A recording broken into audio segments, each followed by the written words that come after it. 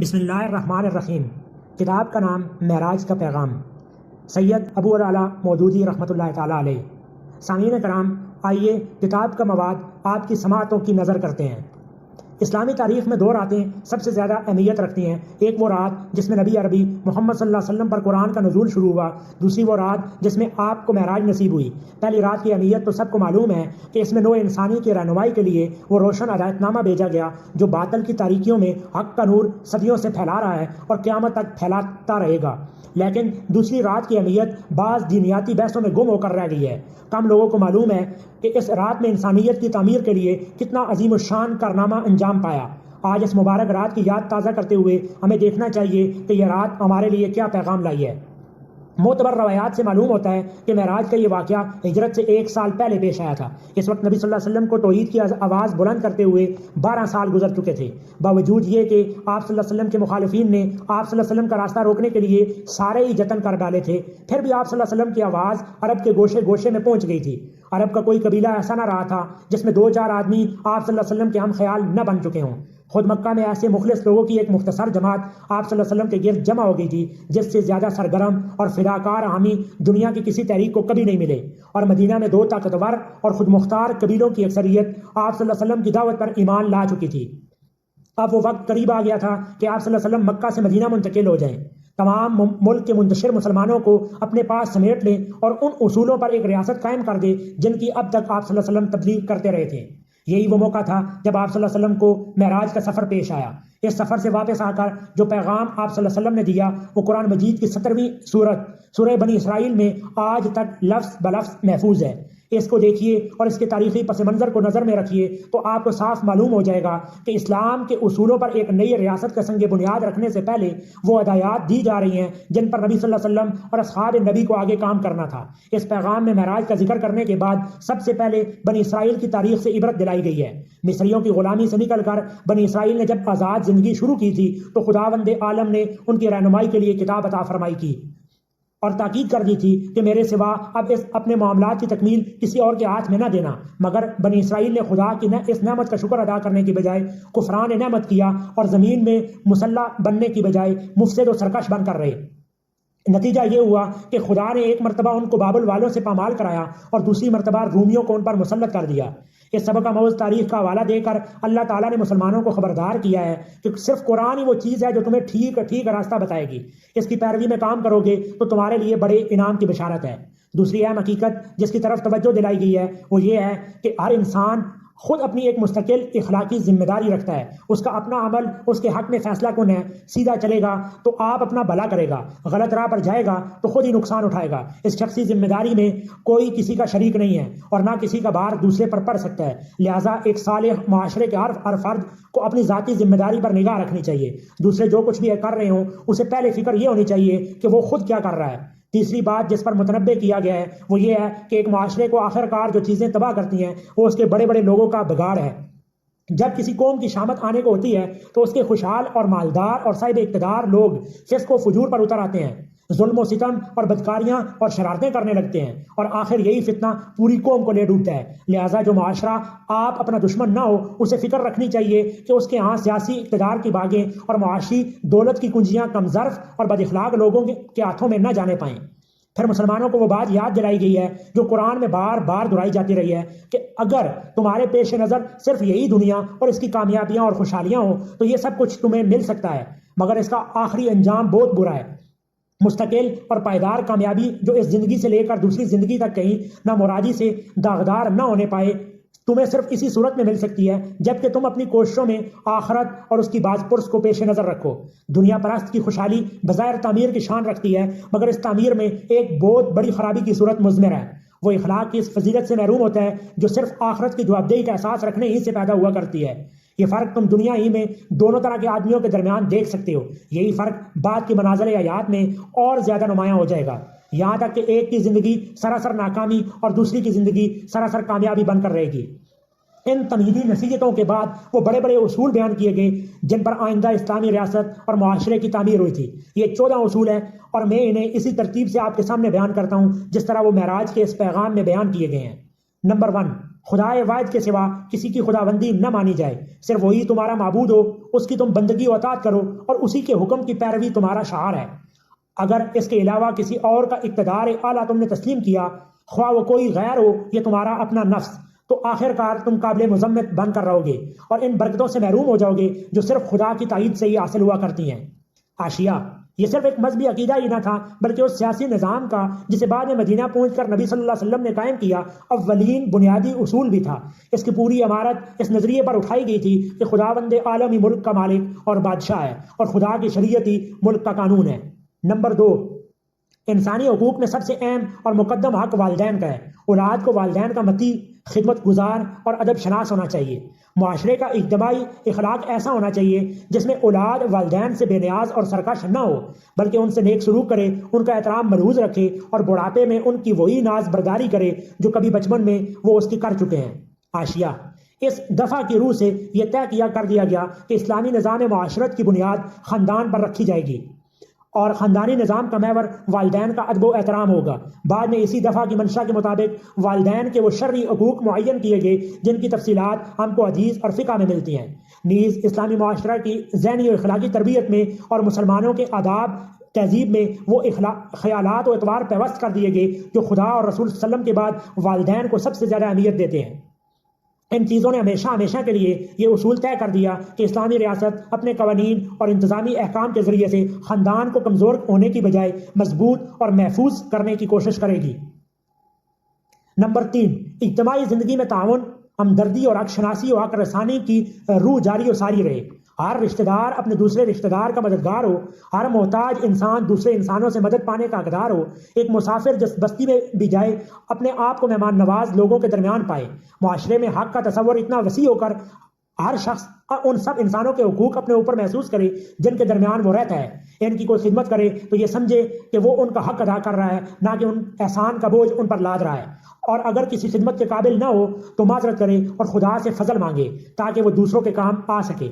حاشیہ: اس دفعہ کی بنیاد پر مدینہ طیبہ کے معاشرے میں صدقات واجبہ اور صدقات نافلہ کے احکام دیے گئے، وصیت، وراثت اور وقف کے طریقے مقرر کیے گئے، یتیموں کے حقوق کی حفاظت کا انتظام کیا گیا، ہر بستی پر مسافر کا یہ حق قائم کیا گیا کہ کم از کم 3 دن تک اس کی ضیافت کی جائے، اور پھر اخلاقی تعلیمات کے ذریعے سے پورے معاشرے میں فیاضی، ہمدردی اور تعاون کی ایسی روح پھونک دی گئی کہ لوگوں کے اندر قانونی حقوق کے ماسوا اخلاقی حقوق کا ایک وسیع ترین تصور پیدا ہو گیا، اور اس کی بنا پر لوگ خود بخود ایک دوسرے کے ایسے حق بھی پہچاننے اور ادا کرنے لگے جو کسی قانون کی روح سے نہ مانگے جا سکتے تھے اور نہ دلوائے جا سکتے تھے۔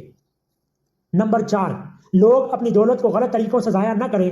فخر اور ریا، نمائش کے خرچے، عیاشی اور فسق و فجور کے خرچ جو انسان کی حقیقی ضروریات اور مفید کاموں میں صرف ہونے کے بجائے دولت کو غلط راستوں میں بہا دیں، دراصل خدا کی نعمت کا کفران ہے۔ جو لوگ اس طرح اپنی دولت کو خرچ کرتے ہیں وہ حقیقت میں شیاطین کے بھائی ہیں، اور ایک صالح معاشرے کا فرض ہے کہ ایسے بے جا صرف مال کو اخلاقی تربیت اور قانونی بندشوں کے ذریعے روک دے۔ نمبر 5، لوگوں میں اتنا اعتدال ہونا چاہیے کہ وہ نہ تو تخیل بن کر دولت کی گردش کو روک دیں اور نہ فضول خرچ بن کر اپنی معاشی طاقت کو ضائع کریں۔ معاشرے کے افراد میں توازن کی ایک ایسی صحیح حص پائی جانی چاہیے کہ وہ بجا خرچ سے باز بھی نہ رہیں اور بے جا خرچ کی خرابیوں میں مبتلا بھی نہ ہوں۔ حاشیہ: مدینہ کی سوسائٹی میں ان دونوں دفعات کی منشا کی ترجمانی مختلف طریقوں سے کی گئی۔ ایک طرف فضول خرچی اور عیاشی کی بہت سی صورتوں کو از روئے قانون حرام کر دیا گیا، دوسری طرف بالواسطہ قانونی تدابیر سے بھی بے جا صرف مال کی روک تھام کی گئی، تیسری طرف حکومت کو یہ اختیارات دیے گئے کہ اسراف کی نمایاں صورتوں کو وہ اپنے انتظامی احکام کے ذریعے سے روک دے، اور جو لوگ اپنے مال میں بہت زیادہ ناروا طریقوں سے تصرف کرنے لگے ان کی جائیداد کو عارضی طور پر خود اپنے انتظام میں لے لے۔ ان تدابیر کے علاوہ معاشرے میں ایک ایسی رائے عام بھی پیدا کی گئی جو فضول خرچیوں پر واہ کرنے کے بجائے ملامت کرے، اور اخلاقی تعلیم کے ذریعے سے افراد کے نفس کی اصلاح بھی کی گئی تاکہ وہ بجا اور بے جا خرچ کے فرق کو خود سمجھے اور بے جا خرچوں سے آپ ہی آپ باز رہیں۔ اس طرح بخل کو بھی جس حد تک قانون کے ذریعے سے توڑا جا سکتا تھا اس کے لیے قانون سے کام لیا گیا، اور باقی اصلاح کا کام رائے عام کے زور آور اخلاقی تسلیم کی طاقت سے لیا گیا۔ آج اسی کا اثر ہے کہ مسلمان سوسائٹی میں کنجوسوں اور زر اندازوں کو جس بری نگاہ سے دیکھا جاتا ہے اس کی مثال کسی دوسری سوسائٹی میں نہ ملے گی۔ نمبر 6، خدا نے اپنے رزق کو تقسیم کا جو نظام قائم کیا ہے، انسان اپنی مصنوعی تدبیروں سے اس میں دخل انداز نہ ہو۔ اس نے اپنے بندوں کو رزق میں مساوی نہیں رکھا ہے، بلکہ ان کے درمیان کم و بیش کا فرق رکھا ہے۔ اس کے اندر بہت سی مصلحتیں ہیں جن کو وہ خود ہی بہتر جانتا ہے۔ لہٰذا ایک صحیح معاشی نظام وہی ہے جو خدا کے مقرر کیے ہوئے طریقوں سے قریب تر ہو۔ فطری نامساوات کو ایک مصنوعی نامساوات میں تبدیل کرنا یا نامساوات کو فطرت کی حدود سے بڑھا کر بے انصافی کی حد تک پہنچا دینا، دونوں یکساں غلط ہیں۔ حاشیہ: اس دفعہ میں قانون فطرت کے جس اصول کی طرف رہنمائی کی گئی تھی، اس کی وجہ سے مدینہ کے اصلاحی پروگرام میں یہ تخیل سرے سے کوئی راہ ہی نہ پا سکا کہ رزق اور وسائل رزق میں تفاوت اور تفاضل بجائے خود کوئی بے انصافی ہے، اور انصاف قائم کرنے کے لیے امیری اور غریبی کا فرق مٹانا اور ایک بے طبقات معاشرہ پیدا کرنے کی کوشش کرنا کسی درجے میں بھی مطلوب ہے۔ اس کے برعکس مدینہ طیبہ میں انسانی تمدن کو صالح بنیادوں پر قائم کرنے کے لیے جو رائے عمل اختیار کی گئی تھی وہ یہ تھی کہ فطرت اللہ نے انسانوں کے درمیان جو فرق رکھے ہیں ان کو اصل فطری حالت پر جوں کا توں برقرار رکھا جائے، اور دفعات 3، 4، 5 کے مطابق سوسائٹی کے اخلاق و اعتبار اور قوانین کی اس طرح اصلاح کر دی جائے کہ معاش کا فرق و تفاوت کسی ظلم و بے انصافی کا موجب بننے کے بجائے ان بے شمار اخلاقی اور روحانی اور تمدن فوائد کا ذریعہ بن جائے جن کی خاطر ہی دراصل خالق کائنات نے اپنے بندوں کے درمیان یہ فرق و تفاوت رکھا ہے۔ نمبر 7، ان نسلوں کی افزائش کو اس ڈر سے روک دینا کہ کھانے والے بڑھ جائیں گے تو معاشی ذرائع تنگ ہو جائیں گے۔ ایک بہت بڑی غلطی ہے جو لوگ اس اندیشے سے آنے والی نسلوں کو ہلاک کرتے ہیں، وہ اس غلط فہمی میں مبتلا ہیں کہ رزق کا انتظام ان کے ہاتھ میں ہے، حالانکہ رزاق وہ خدا ہے جس نے انسانوں کو زمین میں بسایا ہے۔ پہلے آنے والوں کے لیے بھی رزق کا سامان اسی نے کیا تھا، اور بعد کے آنے والوں کے لیے بھی وہی سامان کرے گا۔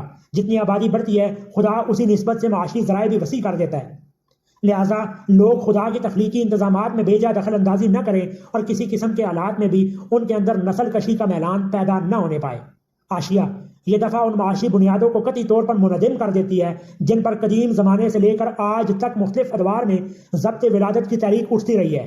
قدیم زمانے میں افلاس کا خوف قتل اطفال اور اسقاط عمل کا محرک ہوا کرتا تھا، اور آج وہ ایک تیسری تدبیر یعنی منع عمل کی طرف دنیا کو دھکیل رہا ہے۔ لیکن معراج کے پیغام کی یہ دفعہ انسان کو ہدایت دیتی ہے کہ وہ کھانے والوں کو گھٹانے کی تخریبی کوشش چھوڑ کر کھانے کے ذرائع بڑھانے کی تعمیری صحیح میں اپنی قوتیں اور قابلیتیں صرف کرے۔ نمبر 8، زنا عورت اور مرد کے درمیان تعلق کی بالکل ایک غلط صورت ہے۔ اس کو نہ صرف بند ہونا چاہیے بلکہ معاشرے کے اندر ان اسباب کا بھی سدباب کیا جانا چاہیے جو انسان کو اس کے قریب لے جاتے ہیں۔ حاشیہ: یہ دفعہ آخرکار اسلامی نظام زندگی کے ایک وسیع باب کی بنیاد بنی۔ اس کی منشا کے مطابق زنا اور تہمت زنا کو فوجداری جرم قرار دیا گیا، پردے کے احکام جاری کیے گئے، فواحش کی اشاعت پر پابندیاں عائد کی گئیں، شراب اور موسیقی اور رقص اور تصاویر پر بندشیں لگائی گئیں، اور ایک ایسا ازدواجی قانون بنایا گیا جس سے نکاح نہایت آسان ہو گیا اور زنا کے معاشرتی اسباب کا خاتمہ کر دیا گیا۔ نمبر 9، انسانی جان کو اللہ تعالیٰ نے قابل احترام ٹھہرایا ہے۔ کوئی شخص نہ اپنی جان لینے کا حق رکھتا ہے اور نہ کسی دوسرے کی جان۔ خدا کے مقرر کی ہوئی یہ حرمت صرف اسی صورت میں ٹوٹ سکتی ہے جبکہ خدا ہی کا مقرر کیا ہوا کوئی حق اس کے خلاف قائم ہو جائے۔ پھر حق قائم ہو جانے کے بعد بھی خون ریزی صرف اس حد تک ہونی چاہیے جہاں تک حق کا تقاضا ہو۔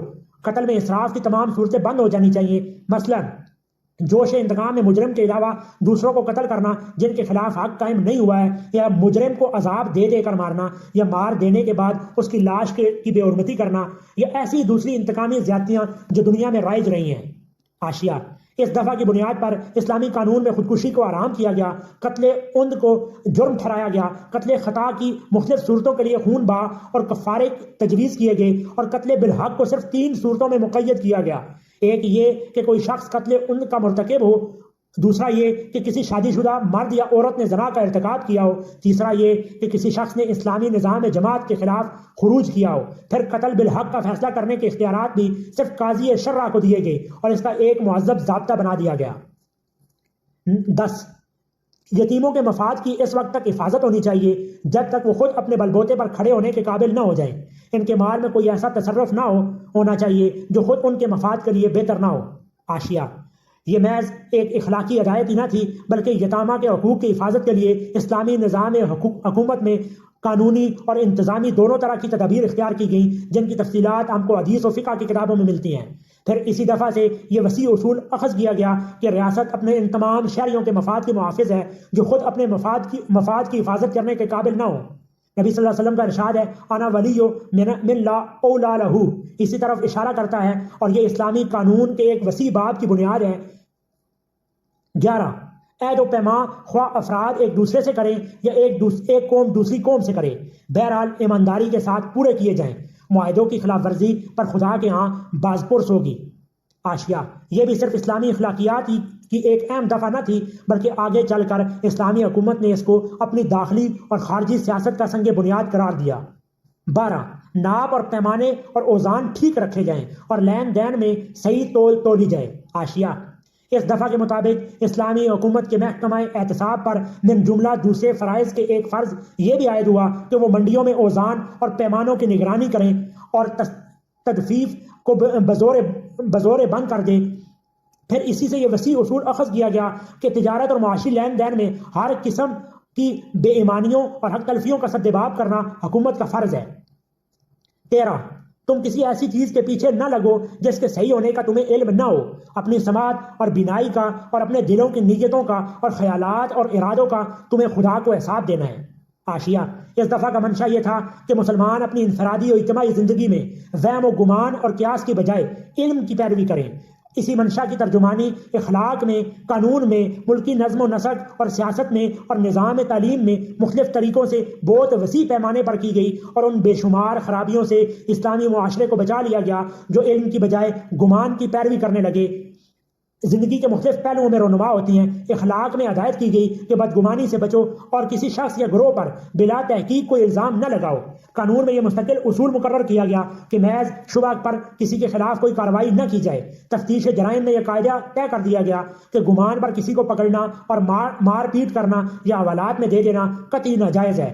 غیر قوموں کے ساتھ برتاؤ میں بھی یہ پالیسی معین کر دی گئی کہ تحقیق کے بغیر کسی کے خلاف کوئی اقدام نہ کیا جائے اور نہ شبہات پر افواہیں پھیلائی جائیں۔ نظام تعلیم میں بھی ان تمام نام نہاد علوم کو ناپسند کیا گیا جو محض ظن و تخمین اور لا طائل قیاسیات پر مبنی ہیں، اور مسلمانوں کے اندر ایک حقیقت پسندانہ ذہنیت پیدا کی گئی۔